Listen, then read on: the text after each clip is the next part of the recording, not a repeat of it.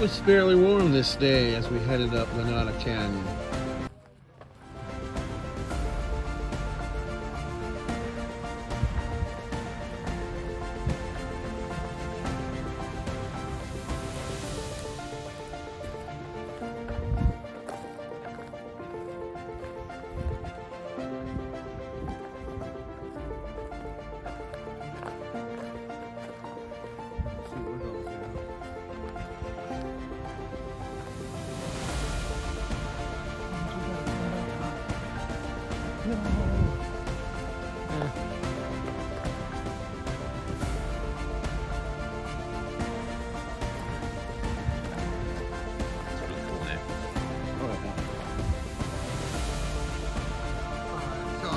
We're not going up there.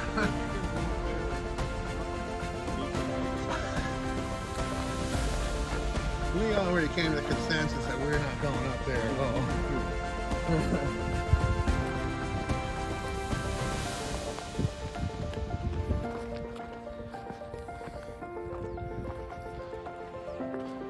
This is rattlesnake country, man. We were just saying, I've seen two. Eli.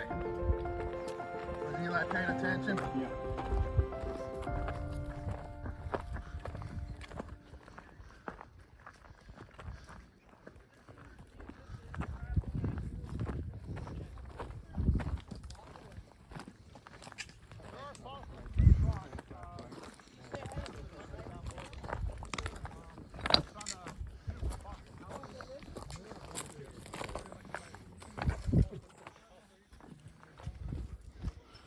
Okay, so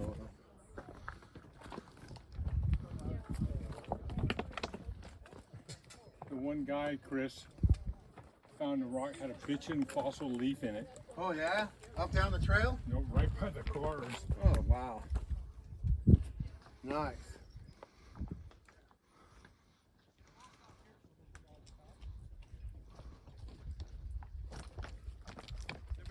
Our host, Joe Koch, led on and provided his experienced knowledge, making it very easy to understand and even feel, to a certain extent, what it was like when he made his awesome discoveries up here. Alright, so Okay, you know, there's basically these guys have a little shift. They're not fossil. There's basically two fossil layers. The Miocene, which is today, and the Pleistocene, which when Palsbury's became an island, before these sea cliffs, you notice their depth is over Palsbury.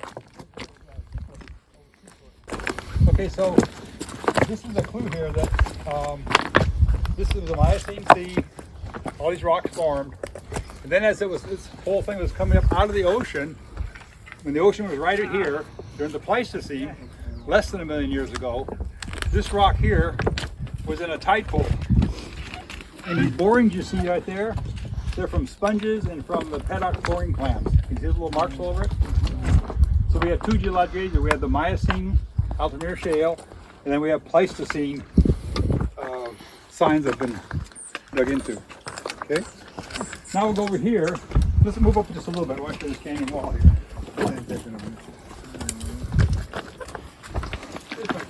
This is where the shark teeth are.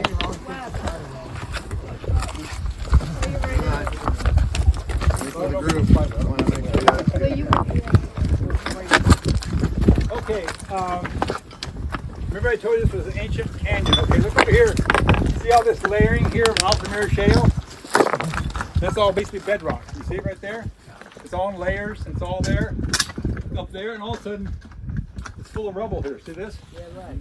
So this was a canyon at one time, over 13,000 years ago, and it filled in with this rubble. So that's one side of the canyon wall there, those hard rocks, and the other side's up here a little ways up. So it's pretty wide, this short canyon. So we're like cutting through the middle of it right now? Yeah, exactly. Yeah, I think Perpendicularly? Yeah.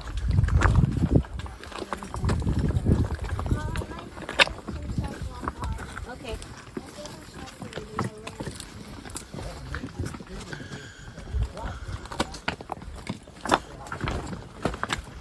Okay. Yeah. remember this is the fill now of that canyon.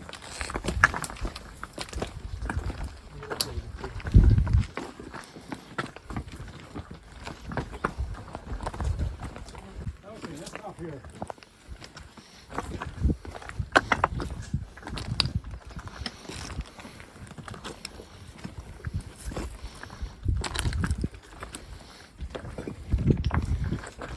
Is that smooth rock the floor of the canyon? What's that? There's that smooth rock right there. That was probably part of it. Yeah, this could have been. Unfortunately, we had a slide that covered it all up here since the last rain. But we can still see when we get up here. Can everybody see okay? Okay, look. What is that? Oops, between those two bushes there, there's some more Altamira shale stacked up, more bedrock. So that's the other side of the canyon. So it was a big wide canyon. Came through here, probably wasn't too deep. And you can see down below here, all these big rocks that were in the bottom, about the same as these. Okay, so then all this filled in, and then this canyon probably changed course and cut through it. So we're perpendicularly cut through this ancient canyon here. Can you see that? Okay, now right down in there was a big hole where I found that pelvis. It was a pelvis, the same layer as those rocks down there, you can see. It was an extinct bison antiquus. It's covered up now? Yeah, it died out about 12,000 years ago. So when I brought that home and I saw the cut marks, I realized that someone had butchered this thing. It had to be more than 12,000 years old. So they did 13 dating methods, 13 dating, I mean, and we came out with a date of 13,500 on all the dates. So that's a confirmed date. It was OSL dating is what they actually do, is they date the quartz crystals associated with the bone. Now we can't, how that works is, it's the last time those quartz crystals saw sunlight. So we just can't dig them out and date them, because as soon as they come to the sunlight, it'll reset the clock. So we had to come in here. That's why I didn't like doing it. It's all fell in recently. We had to crawl back in there and dig back about 18 inches and get virgin soil that had never seen sunlight. We had to come up here at night. We put tarps over everything, black tarps.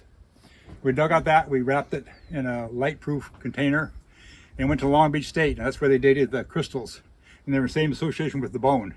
And they were 13,500. So it's probably the oldest signs of Indians, Native Americans in California. The date out the Channel Islands of 13,000. And also that date is with charcoal associated, which can be a problem because we found charcoal in here and it was over 20,000 years. So that means it had washed in from another site. So you can't date that necessarily. But I can't believe this whole thing has fallen down since I was here last. But this was a big depression down in there where we got so the thing is funny is here's this cliff with this bone in it, right? And I dug it out. Now the rest of the bison could have been out here and got washed away, or it could still be inside the cliff. So you have to remove all that with tractors and stuff. But down in there is where it was found. How recently did you find it? That was 2012. And it's on display at the Point Vicente Interpretive Center now.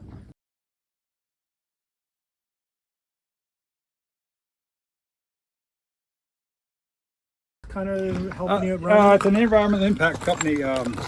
They paid for everything. And Long Beach State actually did the dating. Okay. Yeah.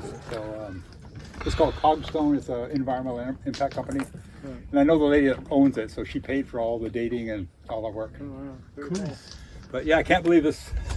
Since 2012, this has not fallen down, but it has now. So before it fell down, you could see some of the bison? I know you can see where it was. I took it all out. Okay. But see, it was just big rocks, like right over there. Okay. Big rocks. But all of the fossil you took out? Yeah. Okay. Yeah, just one part of a pellet. Like I say, it's on display at the Interpretive Center. Okay, I have to go look. In a display case? Yeah. Or? Okay. It says Paleo Indians and Palos Verdes. One more interesting thing. Do you guys all know what a owl pellet is? Oh, Yeah, when they throw Owl, it they out. eat a little critter. They dissolve it and get all the juices out of it, and they don't poop it out. They spit it out then. It's called owl pellet. Oh, owl. Pellet. So you find these owl pellets, and you take them home and soak them in water, and you at least have a little skeleton inside. It's kind of chewed up, but you have a whole skeleton. Okay, see I told you that was the edge of the canyon right there? Okay, right about where that bush is and right over to here, I found over 2,000 rodent bones. Wow. I mean, sorry, 200 rodent bones. And there obviously were owl pellets because all the skulls were a little jumped up, and that did the cliff. So owls 13,500 years ago lived on the edge of that canyon, ate the rodents, then dropped them out into that little flat area there. A lot of neat geology here. Yeah. Yeah, very cool. Okay, let me tell you what we got now. Just a little ways up here, there's a whale skull. It may or may not be there. Every time it rains, it comes out. Next rain, it's gone. So I don't know if we'll find it. And also a little bit past there's a really neat little stone house someone built. It's getting kind of hot. I don't know if we want to go past that, but it's on your own. Come up here sometime. There's an Indian site up there. There's just some incredible water runs all around up there. There is poison oak up there, so be real careful. It's on the shady side. So you guys want to hike up a little bit, or do you want to go back? Sure. Okay. Just a whale skull still there. It comes and goes every year. This is all caved in too. They're right this layer here. See, there's Davis Canyon. This is the wall of the canyon. But this is why it's so dangerous to dig in these cliffs. Have a video on This came down from the us. Just walked over a snake, a rattler, you know. Yeah. You gotta watch out even more for the little ones. Oh yeah. Because they haven't learned to be, They haven't learned to be like to hold back. to hold back. They give you everything they have. Yeah. Oh, yeah. And it was, I think it was a Mojave. But yeah, they're here. I'm sure up here.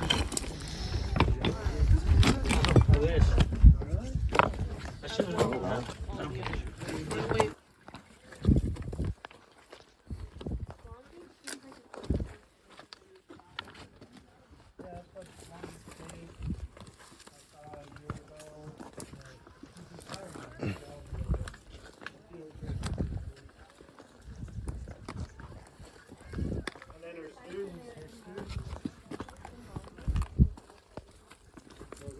Go ahead. I'm gonna wait for slide. Joe, up in his 80s, I believe, gets out in it all the time.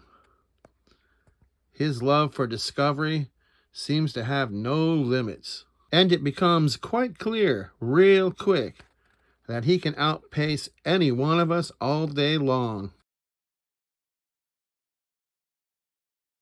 Joe, and those like him, do so much for the rest of us as far as opening windows into the past.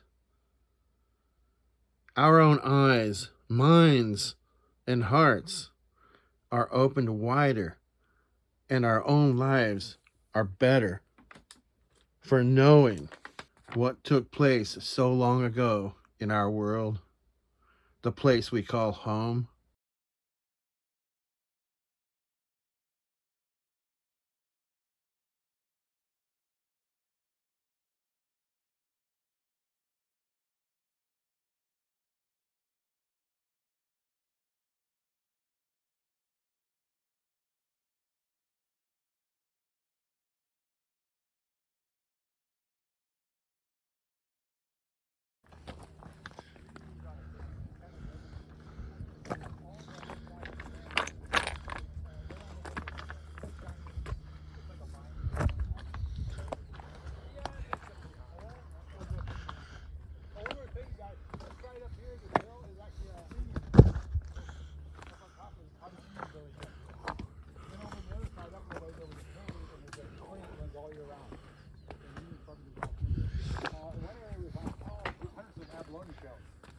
Go down and get that blood, bring up and eat it. You know, so that'd be kind of sick every day, wouldn't it? Yeah. So this is what well, you guys, whatever you think, you're going to go up to the little house. We'll do that. And then we'll turn around and go back out, okay? Thanks, Joe. Yeah, I'll go up to the house with you guys. That could be my retirement home, I think. I don't know who built that thing, but they...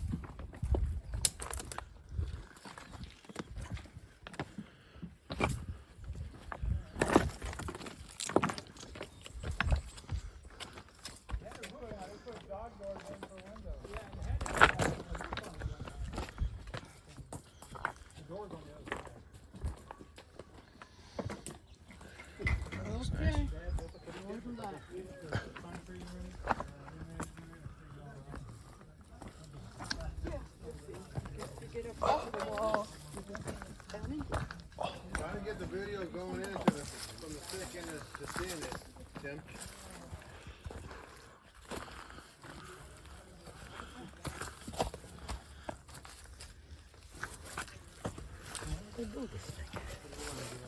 Do you want it? So far back. Somebody's living there. Or was. Huh. It definitely seems like a dwarf was living here. Like a hobbit. Yeah, something like that.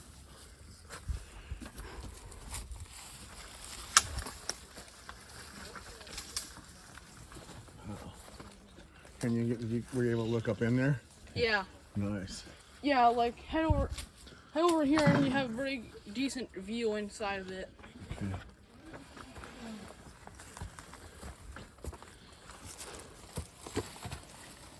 Oh. Yeah, that's like a little miniature dwelling here. Yeah, like a hobbit house or dwarf. Yeah. You're a dwarf.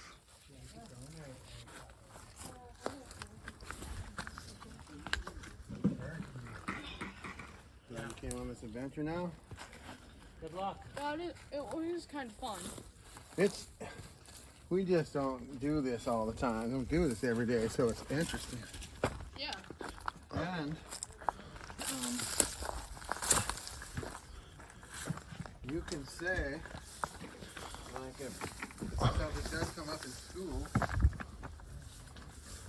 yeah, we went on a trail and we learned about the paleological surroundings plus a little archaeology with that little stone house. Golf ball. Yes, that's the ancient sport of the caveman.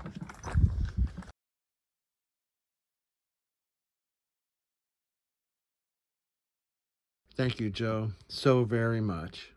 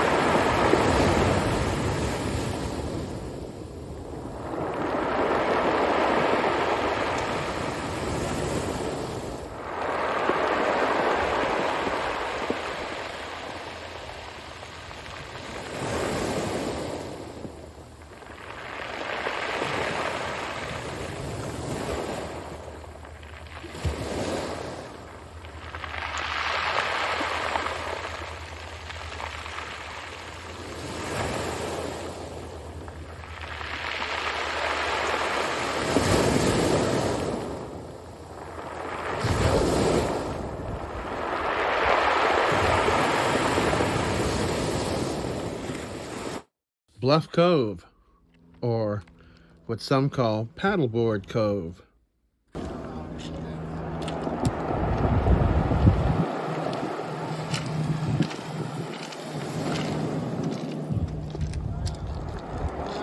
Famous even in prehistoric times as a destination and gathering place for all manner of creatures, animal and human alike, that used to roam this area.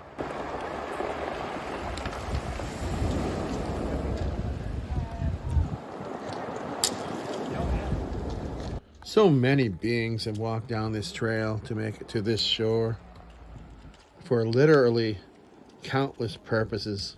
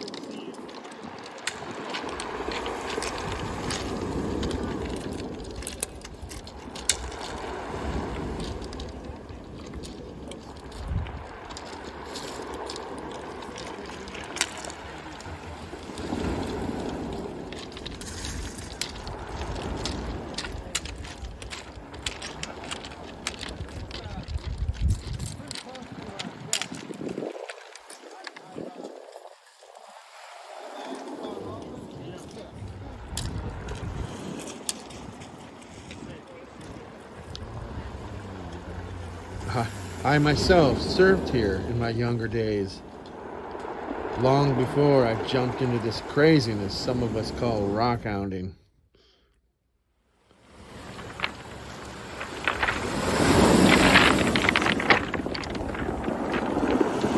Are you rolling? Yeah.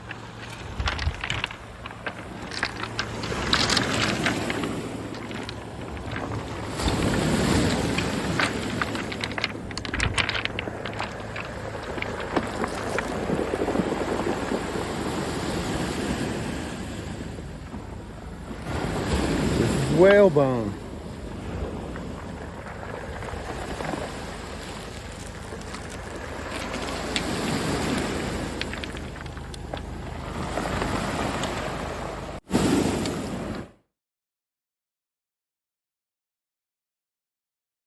Whole tribes would spend weeks here, reaching into tide pools and under the kelp for the delicacies that kept them healthy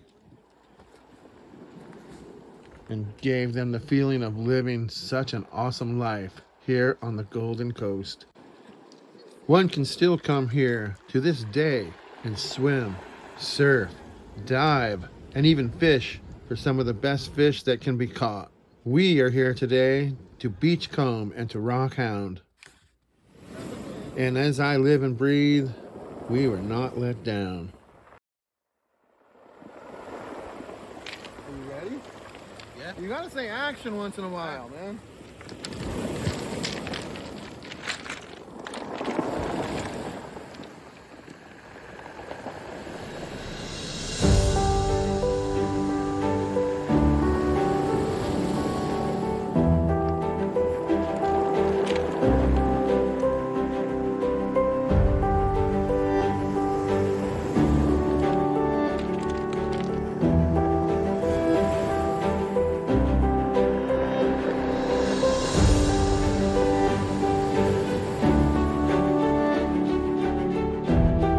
Join me at the end of this video for the roundup and check out the awesomeness that can be collected here.